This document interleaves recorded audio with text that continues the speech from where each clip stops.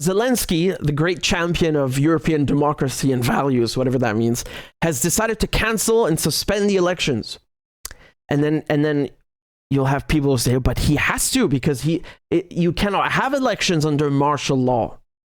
I'll get to that in a second. I just want to show you the clip. He was on BBC, and that's when the question was posed, right? Чи будуть в Україні наступного року вибори? Це ж питання глобальне. І якщо ми Did you see his face? It's like when teacher asks you for your homework. It's like, this is a global question. I really don't know what happened. Це ж питання глобальне. І якщо ми переможемо, то будуть. Значить, не буде військового часу, не буде війни. А вибори повинні проходити у мирний час, коли немає війни, згідно законодавства. І тому це так. So that's his response, right? And yes, it's true that legally under martial law, elections are suspended. I think I know not just in Ukraine, but in many countries. But I just want to, give you some background information, because in Ukraine, the martial law was first declared back in February of last year in 2022, and it's renewed every 3 months. Okay, so right now the current period will last until I think August 18th of 2023. Okay, and then Zelensky can once again renew martial law. See, this is the thing, because if this were the only thing suspended, you might give him, the benefit of the doubt and say, well, yeah, he's at war, the country's at war, so fair enough. The thing is, though, that Zelensky, every couple of months, he does something like this, right? So you remember that he banned religious groups with links to Russia, which is really insane. And this is December of 2022, right? So, this is like basically carte blanche. It's a blank check to just like throw priests in prison. And how the hell do you ban religious organizations linked to Russia? I mean, this is Ukraine, right? It's not just like some random country somewhere else in the world. This is a country that is Russia's neighbor, right? You have the Orthodox Church, so you're basically outlawing religion for a giant swath of the population. Now, let me give you another example. Okay, so you guys remember when Zelensky he banned all other political parties? So this was when was this? This is March of 2022. I'm sorry, it's hard to keep track, and it's my job. He banned all political parties, right? Very practical. And he consolidated the media, right? So no more media allowed. It's just like one state narrative. Here's another thing. This is from just a few days ago. You know what he did? He banned Russian books. So this is 22nd of June. Okay, so book imports from Russia, Belarus, and he means Donbass, I assume. This any published materials from those regions are completely banned. So he's got like the trifecta: ban elections, right? Ban books, and ban all other political parties and media. Well done.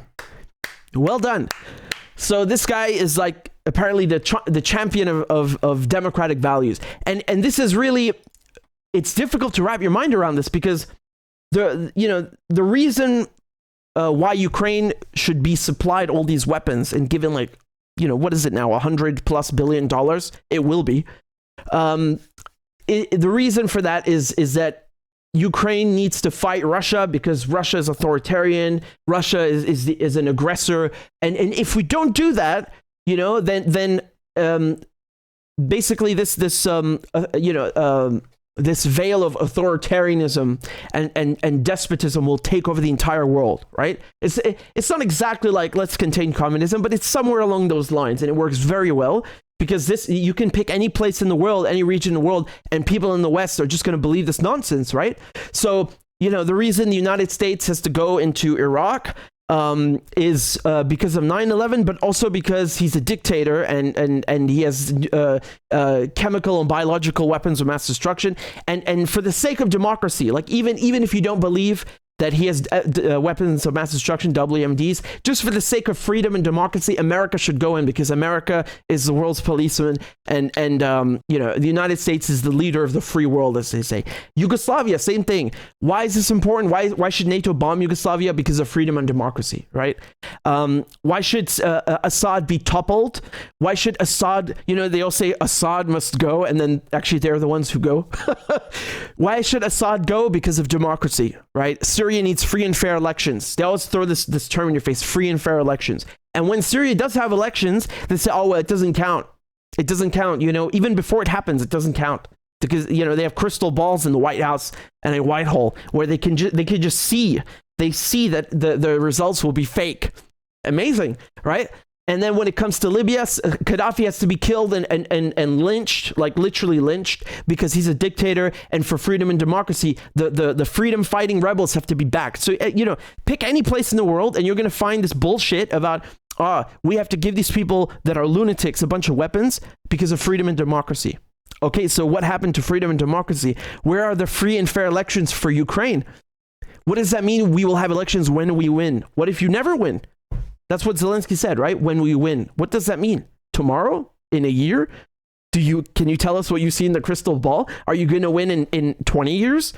These wars, dude, go look at Lebanon. Lebanon is a completely different story, but just as an analogy, you know how long the war went on for there? 30 years civil war. So what does this mean when we win? What if you don't win? What then? And if you're so confident in your party that you banned all the other parties, if you're so confident in what you're doing, well, I guess you don't need elections, which is pretty much where he's going with this, right? I don't know how you could even have elections when you've banned all the other parties. So I guess I should just, this whole video is pointless, right? Zelensky's got it. He's got his whole agenda written down. He's ready. He's ready to go. So once again, who decides that the war is over? What happens? Does that mean when you've gotten enough money? Is there a timeline here? Nothing. It's just whatever. So I just want to show you this and tell you about this, because it's not just giving you the news. It's the context and the whole premise of and debunking the entire premise of, Ukraine has to be supported because it's not just Ukraine's fight, it's our fight. Why? Because of democracy. Well, there's not much democracy in Ukraine. The way things are, I don't know how you can call any of this behavior that I just showed you, banning books, banning religions, or shall we say any Orthodox Church, basically, right? Russian Orthodox Church, banning political parties, banning other media. How is any of this democratic? And every time he did these things, when they happened, I told you the same thing. This guy's a bullshitter, and the people backing him are also bullshitters.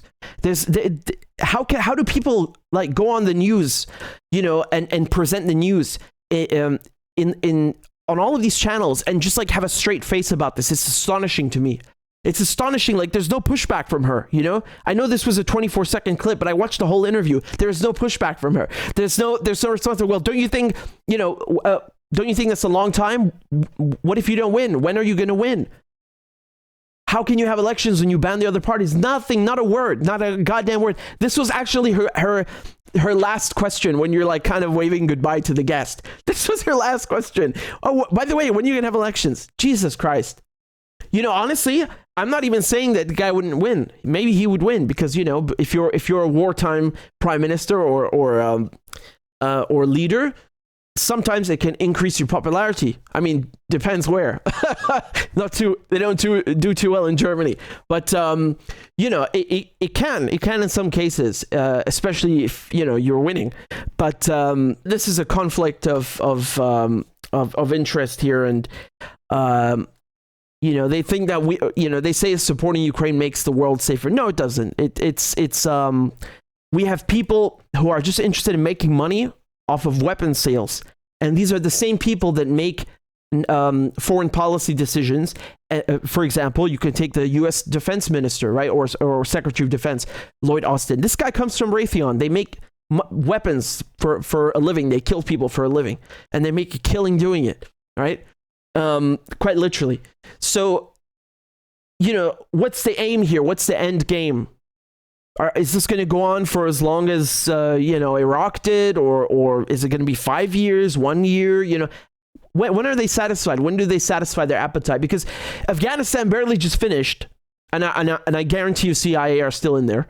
Afghanistan barely finished, and then the situation in Ukraine explodes, and they get this war that they've been, you know, craving for, where they can finally kill Russians. They can make money killing Russians.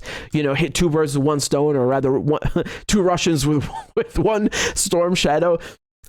I guess I just coined a new phrase there, but you know, it's this is a goal that they've been wanting to execute for a long time. And I don't think they want this war to end. And you might be stunned or shocked hearing that. Like, what do you mean Zelensky doesn't want the war to end? I thought Ukraine is a massive victim of this. Yeah, that's the thing. Ukraine is a massive victim of all. Ukraine is the biggest victim out of this entire conflict is actually Ukraine. But the thing is that these people, Zelensky, Lloyd Austin, Ben Wallace, you know, all these leaders that are running the war, and it's actually being run in Washington, London, they have zero interest in ending it. So, no, I don't think there are going to be any elections anytime soon. And, you know, I think if you want to support Ukraine, fine. But don't insult people's intelligence and then say, we have to do this because Ukraine is so democratic and Ukraine is so this and that. Really, how come Ukraine was never let into the EU? Well, how come Ukraine is still not in NATO? You know, they basically want to keep dangling this in front of Ukraine and use Ukraine as a vehicle, but they don't actually care about Ukraine, right? I mean, calling this a democracy, it's a joke. It's a joke. You don't have to like the Russians, but don't bullshit me, okay? Don't insult people's intelligence. This guy is not interested in democracy. It has nothing to do with that.